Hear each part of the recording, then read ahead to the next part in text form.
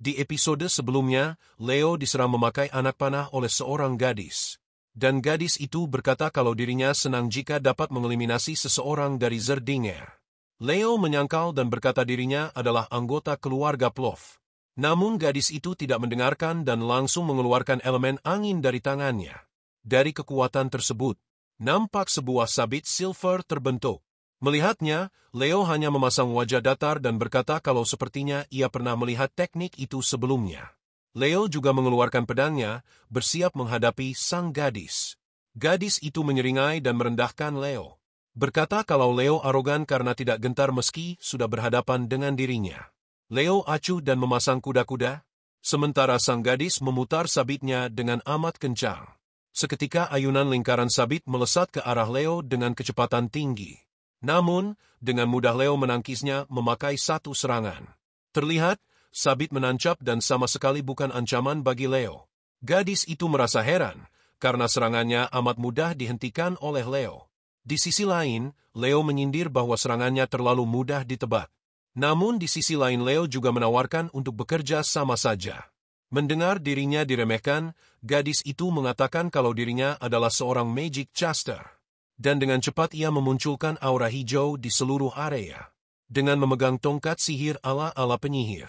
Leo menyangkal dan berkata kalau dirinya sama sekali tidak berniat meremehkan. Sebaliknya, ia memberikan saran pada gadis itu agar dapat lebih mengembangkan tekniknya. Namun, sang penyihir tidak terima. Dan kali ini melemparkan dua buah sabit secara bersamaan. Namun, yang tidak ia duga adalah Leo memiliki kecepatan tinggi. Dan sebelum sang penyihir dapat berkedip, Leo sudah menghilang dari hadapannya. Namun, 1 detik kemudian, nampak jelas Leo sudah bersiap melayangkan tinju. Dan terlihat serangan Leo diarahkan pada tongkat sihir milik sang gadis. Membuat gadis itu kalah dan berlutut. Sang gadis syok dengan kejadian barusan. Dan akhirnya pingsan, namun Leo tanpa ampun mengikatnya pada batang pohon. Dengan wajah iblisnya, Leo berniat membakar gadis ini. Sang gadis yang akhirnya terbangun. Sangat terkejut karena dirinya akan dibakar hidup-hidup oleh MC kita. Namun, Leo menawarkan pilihan. Jika mau bekerja sama, maka Leo tidak akan membakarnya. Namun gadis itu tetap keras kepala dan berkata kalau dirinya akan dapat mudah lepas dari jeratan macam ini. Namun, sihirnya tidak dapat aktif.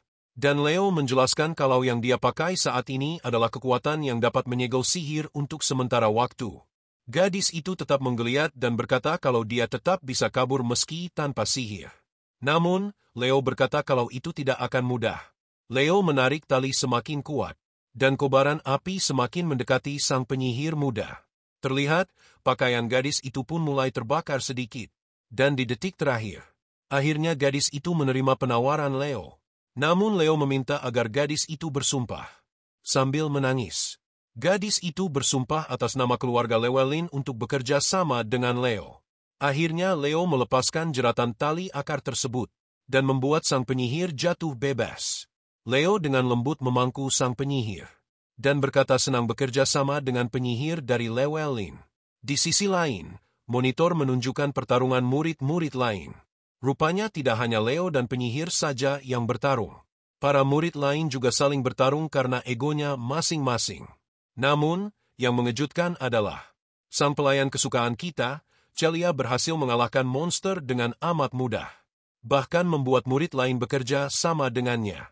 Sementara itu, Leo juga berhasil mencincang habis Ogre dengan bantuan dari penyihir muda, yang diketahui bernama Chelsea Llewellyn. Pengamat mengatakan kalau Leo amat jenius, karena teknik yang dia gunakan sangat efektif dalam mengalahkan monster. Terlihat, di layar wajah Leo sangat tenang namun memancarkan keseriusan dalam wajahnya. Setelahnya, Leo kembali mengalahkan Ogre dengan bantuan Chelsea yang memanah tubuh Ogre sampai menembus. Lalu diakhiri dengan Leo yang menebas kepala Ogre tersebut. Chelsea masih dengan sikap arogannya memuji Leo, dan berkata kalau Leo rupanya lumayan berguna. Di sini Chelsea bertanya tentang teknik yang dipakai oleh Leo. Namun Leo hanya menjelaskan kalau selama tekniknya bisa dipakai, maka berarti bagus kan. Di sisi lain, seonggok goblin mengintip dan menguping pembicaraan. Chelsea yang memang brutal, langsung mengeluarkan sihir angin tingkat menengah. Membelah seluruh area bersama goblin itu sekalian. Chelsea berkata kalau Wind Magic adalah kebanggaannya. Namun, Leo acuh saja pada hal tersebut dan berkata sambil melangkah pergi. Hal itu membuat Chelsea ingin mencaci maki Leo. Namun, Leo menyuruh Chelsea untuk menyimpan dulu hate komennya untuk saat ini. Karena, ada beberapa mayat di bawah kaki mereka. Chelsea berkata kalau itu seperti mumi. Leo menyadari sesuatu, bahaya akan datang. Dan benar saja. Tiba-tiba ledakan terjadi di tempat mereka berdiri. Untung Leo sigap dan memeluk Chelsea untuk menghindari serangan barusan. Rupanya segerombolan NPC datang untuk mengalahkan Leo dan Chelsea. Beraninya keroyokan. Seseorang berambut pirang menerjang ke arah Leo dengan kapak di tangannya.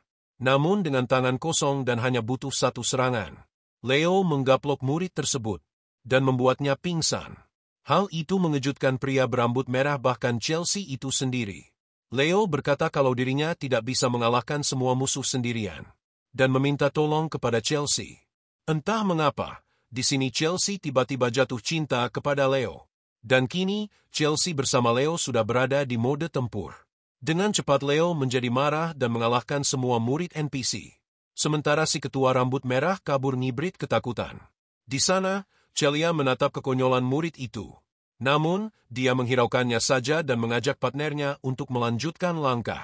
Betapa terkejutnya dia melihat Leo sedang selingkuh.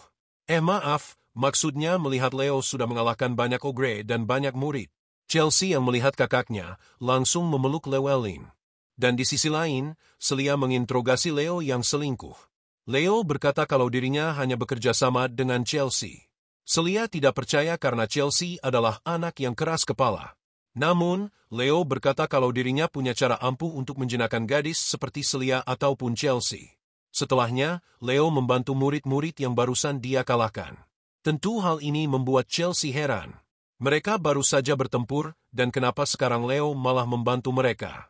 Leo menjelaskan kalau cara untuk memenangkan ujian bukanlah baku hantam antara para murid, melainkan mengalahkan bos hutan yang kini masih bersembunyi. Celia yang mendengarnya terkejut akan kecerdasan Leo. Semua orang memandang ke arah Leo. Namun Leo tetap rendah hati dan berkata kurang lebih seperti itu. Seketika, aura menjadi mencekam dan kelelawar merah berterbangan seperti kabur dari sesuatu. Tidak perlu basa-basi lagi. Ini sudah pasti sang bos hutan. Semua orang sangat ketakutan. Bahkan Leo yang biasanya tenang saja, sekarang merasa terintimidasi. Di sisi lain sang ketua geng berambut merah yang tadi kabur malah nasibnya sangat sial. Dia terus saja berkata akan mengalahkan Leo. Namun, tanpa ia sadari, monster laba-laba raksasa sudah berdiri di belakangnya. Di akademi, para guru menggibah akan siapa yang bisa menjadi pemenang dari ujian kali ini. Sementara layar menunjukkan Leo yang membantu murid yang sudah dikalahkan oleh Leo barusan. Scene menunjukkan area hutan. Celia memandu semua orang dan dengan pedang di tangannya ia berkata kalau mereka sudah dekat ke area ancaman. Celia mengacungkan pedangnya ke depan. Dan benar saja, sang ketua berambut merah sedang dikokop oleh monster laba-laba. Melihat ukuran laba-laba yang amat besar, membuat Celia sangat terkejut. Saat Llewellyn ingin menembakkan sihirnya, Leo meminta sang ketua berambut merah yang bernama Gullivan untuk menghancurkan kristal monster. Terlihat, Gullivan berhasil menghancurkan kristal dan membuat laba-laba terkena serangannya sendiri. Memanfaatkan hal tersebut, Llewellyn menembakkan cakar angin bertubi-tubi ke arah bos. Terlihat, tubuh bos sudah sangat terkoyak hebat oleh serangan dari Llewellyn. Namun, itu belum cukup untuk membunuhnya. Semua orang menganga karena rupa mengejutkan sang bos laba-laba. Setelahnya seorang NPC mencoba menyerang, namun dengan satu sentilan dari bos laba-laba cukup untuk mementalkan NPC tersebut. Celia ingin mencoba juga dan menembakkan laser ke kepala bos laba-laba. Namun, regenerasi serangga ini sangat tinggi.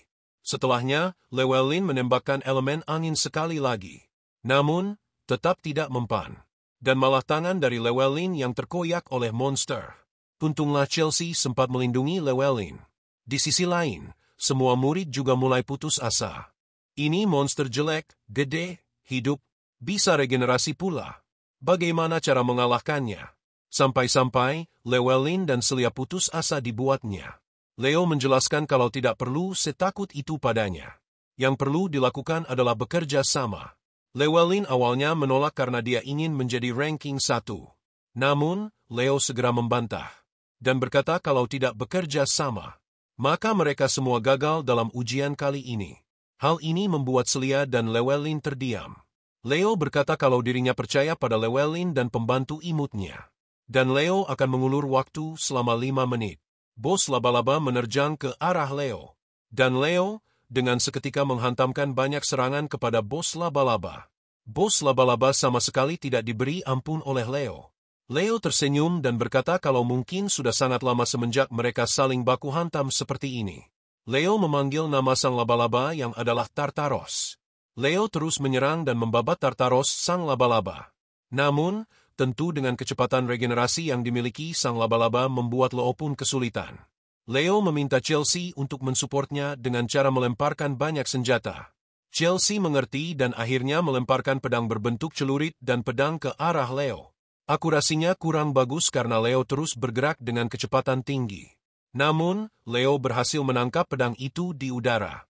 Dan dengan cepat, Leo menebas kaki-kaki milik laba-laba. Namun, di detik berikutnya, pedang milik Leo patah. Leo sudah tahu akan hal ini dan meminta Chelsea untuk memberikannya senjata baru. Kini Leo diberikan sebuah dagger dan sebuah kapak. Dengan cepat, Leo melemparkan daggernya dan tetap menggenggam kuat kapaknya. Setelah dagger menancap, dia menghantamkan kapaknya dengan kekuatan penuh. Namun, semua serangan brutal ini juga memiliki harga. Stamina Leo mulai terkuras habis, dan Leo mulai menerima banyak luka. Celia khawatir kalau majikannya ini akan mati jika terus bertarung dengan cara seperti ini. Leo kembali melesat maju, namun kali ini Tartaros membalas serangan pedang dari Leo. Dia muak terus-menerus dijadikan samsak oleh Leo. Chelsea sangat terkejut karena serangan Leo berhasil dihentikan. Leo juga berpikir kalau ini bisa jadi akhir dari riwayatnya. Namun, Celia berteriak kalau dia sudah selesai mengisi mana.